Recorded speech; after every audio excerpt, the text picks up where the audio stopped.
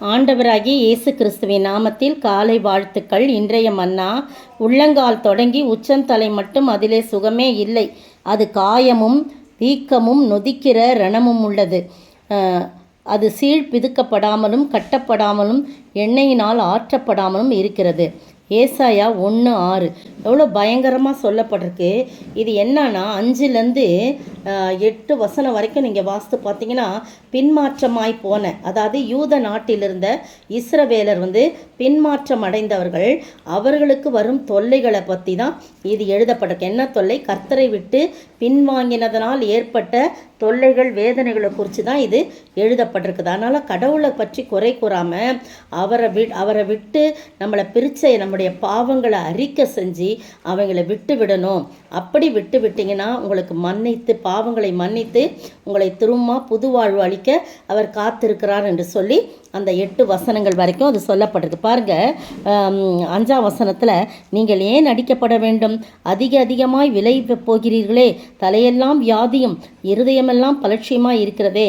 உள்ளங்கால் தொடங்கி உச்சந்தலை வரைக்கும் சுகமே இல்லை. அது காயமும் வீக்கமும் நொதிக்கிற ரணம் உள்ளது. அது சீழ் பிதுக்கப்படாமல் அப்படியே உள்ள சீழ் இருக்குது. இப்போ எவ்வளோ வலியும் வேதனையும் இருக்கும் பாருங்கள். கட்டப்படாமலும் எண்ணெயினால் ஆற்றப்படாமல் இருக்கிறது அப்படின்னு சொல்லிகிட்டே வராங்க. நீங்கள் ஃபுல்லாக படித்து பாருங்கள்.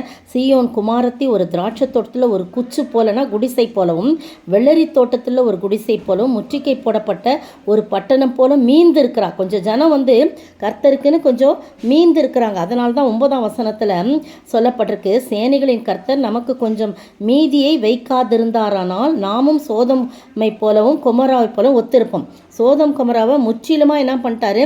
ஆண்டவர் அழித்து போட்டார். ஆனால் அதுபோல் இந்த யூதர்களை என்ன பண்ணல? முற்றிலும் அழிக்கல. காரணம், அவரை தேடும் மக்கள் கொஞ்சம் பேர் என்ன பண்ணாங்க? யூதாவில் இருந்தாங்க. இஸ்ரவேலில் ஒரு பகுதியில் எப்போவுமே கர்த்தரை தேடுகிறவர்கள் இருப்பாங்க.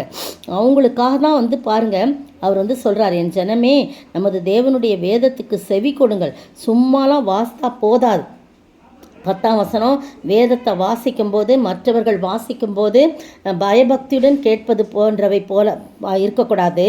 அது மட்டும் போதாது, வேதத்தை கவனமாக ஆராய்ந்து அதன்படி நடப்பதையே கர்த்தர் நம்மிடத்தில் எதிர்பார்க்கிறார் அப்படின்னு சொல்லப்பட்டிருக்கு. இந்த அருமையான வேளையிலே நீங்களும் நானும் கர்த்தருக்கு ஏற்ற விதமாய், கர்த்தருக்கு பிரியமாய் அவருடைய வேதத்தை பார்த்து ஆராய்ந்து ஆழமாய் அதற்கு செவி கொடுத்து அவர் சொல்படி நம்ம கேட்டு வாழும் பொழுது பாருங்கள், 19ஆம் வசனத்தில், நீங்கள் மனம் பொருந்தி செவி கொடுத்தால் தேசத்தின் நன்மையை மதிப்பீர்கள் என்று சொல்லப்படுறாங்க.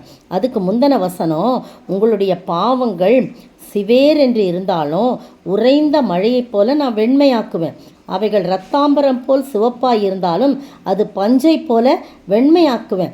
ஆனால் நீங்கள் அந்த மாதிரி மனம் பொருந்த மாட்டோம் என்று எதிர்த்து நிற்பீர்களானால் பட்டயத்துக்கு இரையாவீர்கள் என்று கர்த்தரின் வாய் இதை சொல்லிட்டுன்னு எவ்வளோ பயங்கரமான காரியம். அதே இது மனம் பொருந்தி செவி கொடுத்தால் தேசத்தின் நன்மையை புசிப்பீர்கள், உங்கள் பாவங்கள்லாம் மன்னிக்கப்படும்னு ஆண்டவர் சொல்கிறார். எனவே பிரியமானவர்களே, நீங்களும் நானும் ஆண்டவருடைய சமூகத்தில் காயம் ரணமாயும் வீக்கமாயும் நொதிக்கிற ரணமாயும் சீழ் பிதுக்கப்படாமலும் கட்டப்படாமலும் எண்ணெயால் ஆற்றப்படாமலும் இப்போ உள்ளங்கால் தொடங்கி உச்சந்தலை வரைக்கும் சுகமே இல்லாத ஒரு காரியமாக இருந்தால், என்னுடைய பாவத்தின் நிமித்தமாய் இது வந்ததாக இருந்தால், ஒருவேளை இந்த செய்தி யாருக்கு போய் சேருகிறது என்று எனக்கு தெரியாது.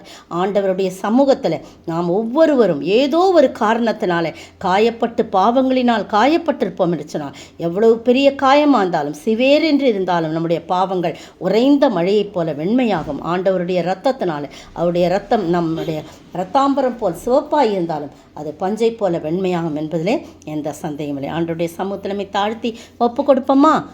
ஜெபிப்போம்.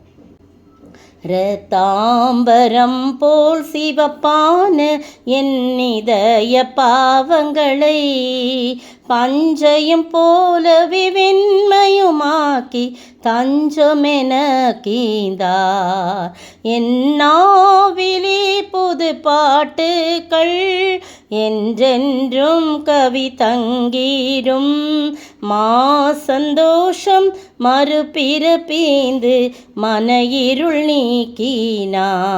ஸ்தோத்திரிக்கிற ஆண்டவரே, துதிக்கிற ராஜா, எங்களுடைய பிள்ளைகள் ஆண்டவரே, பிள்ளைகளாகிய நாங்கள் ஏதோ கர்த்தாவே ஏதோ ஒரு இடத்துல மீந்திருக்கிற ஜனங்களாய், உம்மை பின்பற்றி உம்மீது நம்பிக்கை கொண்டிருக்கிற மக்களாய், மீந்திருக்கிற கொஞ்ச ஜனங்களாய் நாங்கள் காணப்பட்டாலும் எங்கள் மீது இரக்கம் பாராட்டி ஆண்டவரே தகப்பனே, எங்களை ரட்சிப்பதற்காகவே நீர் காத்து கொண்டிருக்கிறீர். எங்களுடைய காயங்களை ஆற்றுவதற்காகவே நீர் காத்து கொண்டிருக்கிறீர் ஆண்டவரே.